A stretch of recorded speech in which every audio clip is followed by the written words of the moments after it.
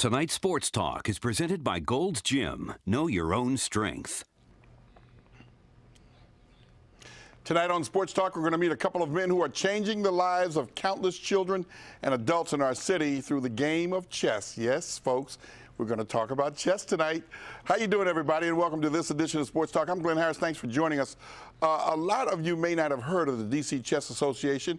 If you're in that crowd, I'm sure you do, or are familiar with their community outreach. Tonight, we hope to change that by welcoming the two men behind that outreach, the executive director of the D.C. Chess Association, Bennett, and chess master, let me say it again. Mr. Adu, pronounce your first name again. Oladapo. I choked. I went brain dead on that one. Guys, welcome aboard. Thank you very much. Yes. For all of our crowd out there who are used to talking football, baseball, basketball, soccer, whatever, we talk about hockey, we're talking about an intellectual game tonight, chess, which I know nothing about, but I'm going to learn, and I do know this. Vaughn, I talked to you today. Yes, sir. And we were talking about the concept of chess. And you said you could teach it to me fast and easy. Yes, and I know our viewers out there, a lot of them do play chess. And if you go around the parks, they are loaded with people playing chess. And so tell us about this game that a lot of people know about, and you got a master sitting right next to you there. Yes, yes. So, and talk about the concept and strategy of the game of chess. Well, the game of chess goes back to ancient Egyptian times, where inside of some pyramids in Egypt, there are pictures of Egyptian queens sitting at what looks like chessboards. Flash forward to the 1700s, Benjamin Franklin was one of the most foremost players in the country of chess. Today, over 23 universities offer full or partial scholarships for chess. And the academic enhancement, the social skill building, the ability for leadership qualities to come out of teaching chess is just immeasurable. Mr. Adu, why are you so good? A lot of hard work. Yeah, a lot of hard work. Just like in other sports where they talk about hard, you got to do hard work. Absolutely. Yeah. How you become a master? Like I actually became a master back home in Nigeria. I studied a lot of games, and then I wasn't really using any computers compared to what they do right now. I studied a lot of games, studied my opponent's games, and a lot of playing time as well. So I studied different parts of the game, strategy, tactics, and combinations, anything that I know that I need to become a master. And who do you have to beat to become a master? I mean, to get that kind of rating? You have to beat a couple of masters. Right. Oh, yeah. okay. Yeah. You have to beat a couple of masters, and you have to do that over a period of time. Now, let me ask you a question now. A guy like me who doesn't play, how fast could you beat me? I mean, really, the quickest, what would be the record time that you could beat somebody that couldn't play like myself? Well, it depends. Or Rodney out there, our camera guy. It depends. There's a three-move checkmate, which is called a fool's mate. But sometimes it's actually a little difficult to beat someone that doesn't really know what's going on. Is that right? You don't know where to go. Yeah, you just move the pieces up and down, and it's kind of. So in other words, chess would be something like boxing. It's a style. Absolutely. If my style is unorthodox, you'd be saying, what in the heck is this guy? Absolutely. Yeah. Okay. Absolutely. I got a little concept here. Okay. It's funny because chess reminds me of the game of life, like checkers. I mean, and I always say, we talked about that today, how most games that we play are like war games. Absolutely. Football, basketball, because it's got a line of demarcation. You got to go into somebody's territory. That's right. And you, a humble person can start out and be a king. Absolutely. No question, no question. Yeah. So explain, what is sort of an L type? Yes. The knight, one of the most unique moving pieces in the game of chess. It moves like in capital L or big L, and 3 spaces from a light square to a dark square. And it's the only piece, that can jump over another piece like you're playing checkers. So that is a very unique piece. Right. And using all your pieces, you want to pursue the goal of putting your opponent's king under an attack that it cannot escape from, a trap. But you mentioned masters, and I must say that over 500 million people play chess in the world. 500 million people play chess in the world. Guess what? Even knuckleheads play chess. Yes. Guys that are just kind of, the parks are full of them. We're going to talk about the D.C. Chess Association when we come back. A lot of people say, do they have an association? Yes, they do. Okay. Coming up, we'll open up for your calls with our chess expert. Now, come on now. Don't act like you don't play. Okay. All right. You know how diverse we are. 703-387-1020. See if we can solve tonight's Verizon Sports Talk Stumper. And we will have that answer for you a little bit later on. I'm Glenn Harris with two very intellectual men. Not me, that's of course. Later.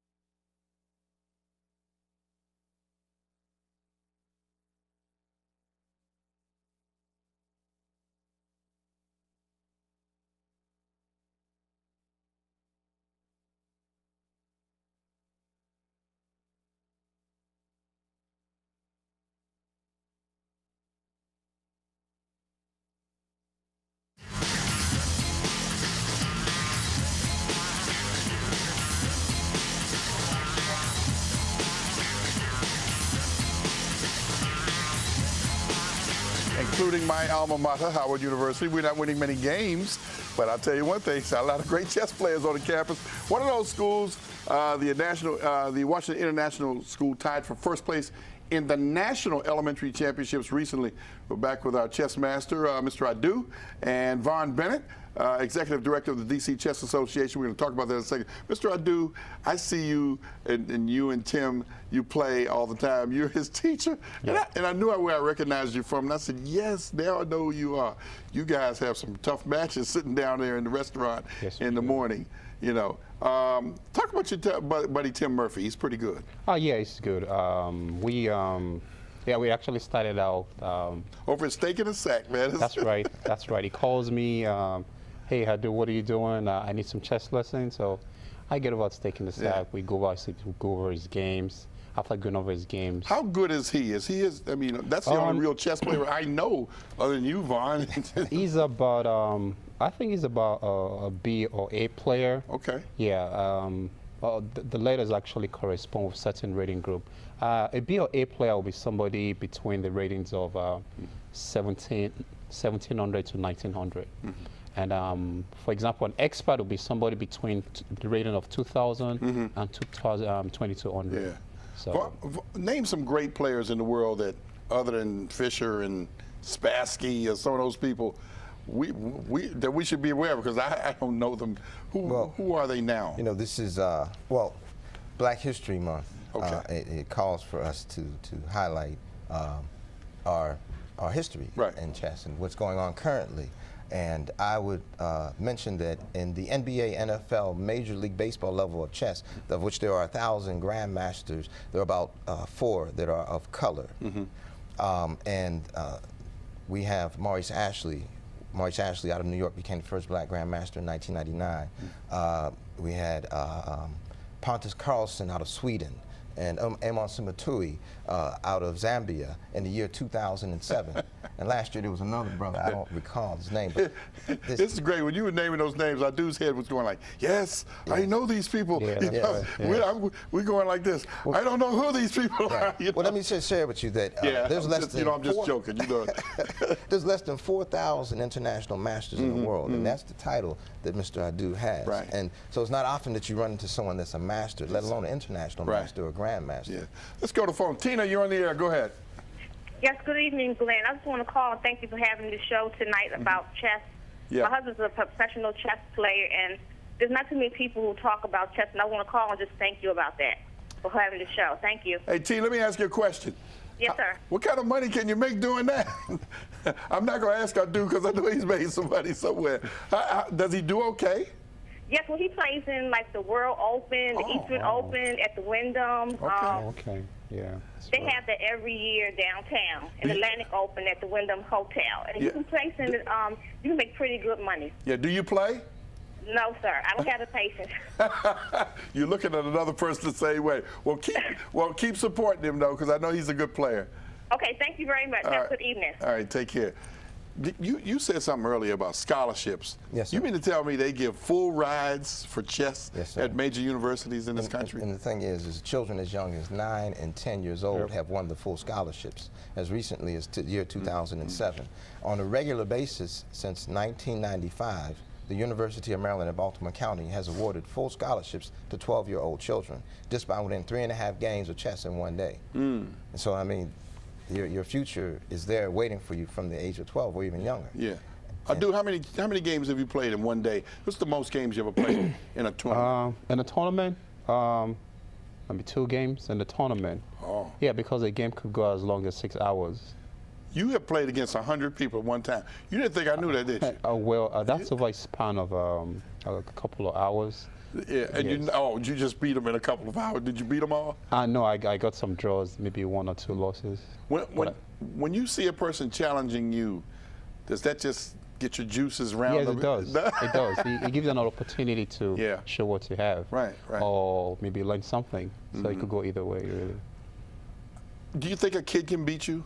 Yeah. Would he have to be exceptional to beat you? Obviously, you're a master. Well, you have to do your homework. You know? Yeah, you can't just take years of experience and just take it on like that. You have to be in a position to do that. How about computer programs? Are they really sophisticated? Yes, they are. With computers, personally, I don't like playing against computers because you really don't get any response from them. You know.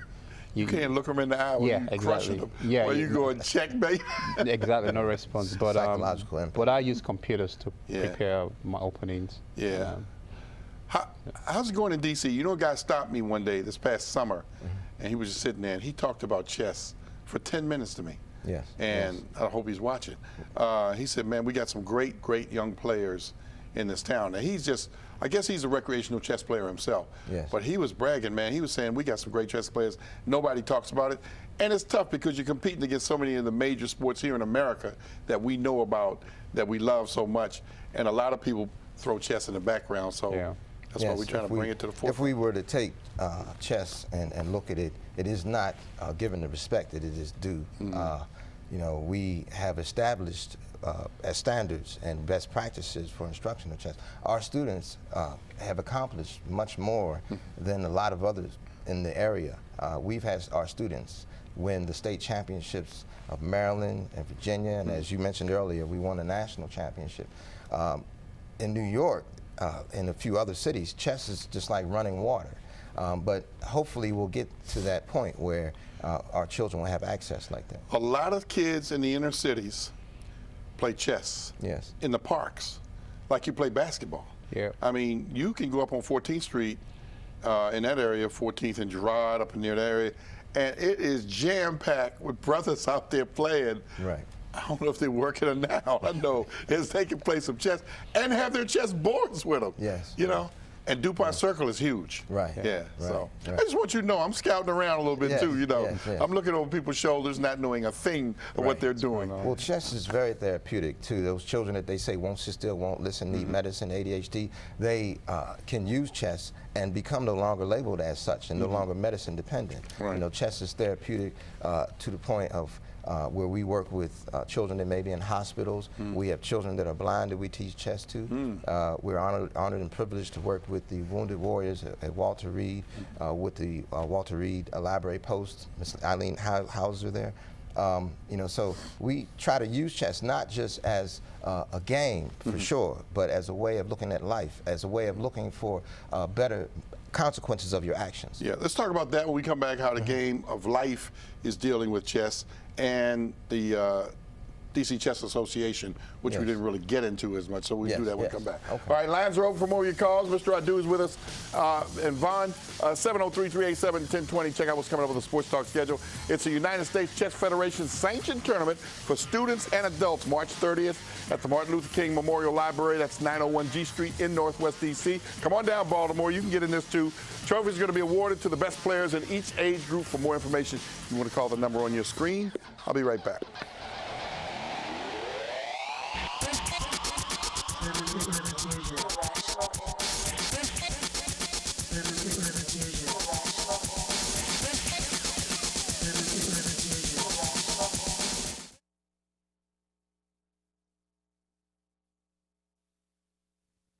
Promotional support provided by Great Seats. When you want tickets for the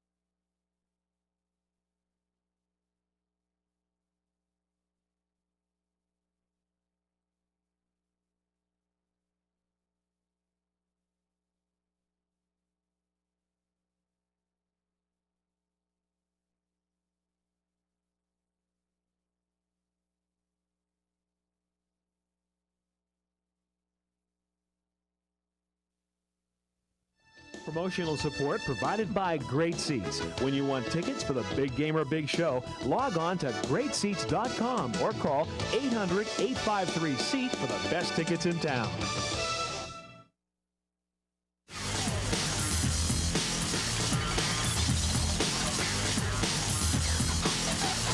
Hey, you want to check out our improved Sports Talk webpage and get the latest guest and show information, plus the best links to the best sports sites on the web. You want to log on to news8.net, click on the Sports Talk link.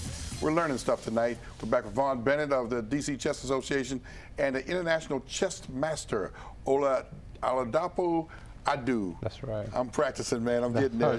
Yeah. So, well, first of all, I want to say I admire anybody who can concentrate that long, because I've sat down with you guys before and didn't know what was going on. You know, I used to be the kid standing in the crap game and didn't know what a fade was or crapping out. And then, look at Rodney, you know, and then they used to play cards and everybody never could play that either. So they would show me their hand and I go like, Yes, nice hand.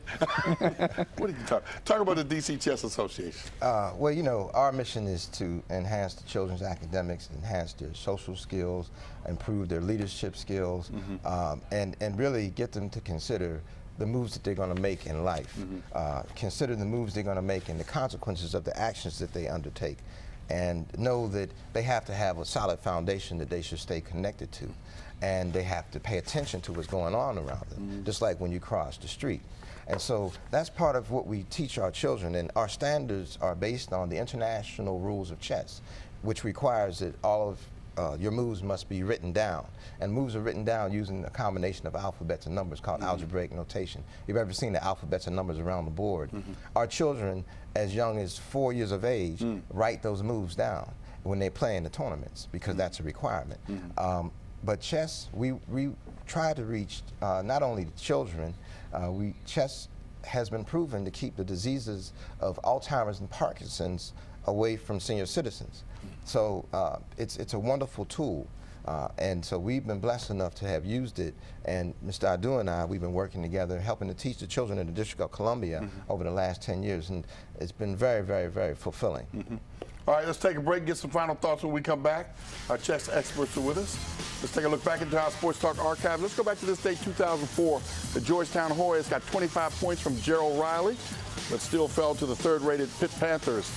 68-58 at the Verizon Center at your hometown, Mr. Vaughn. The Hoyas slipped to 13-11 with a loss. The Panthers improved at that time to 25-2.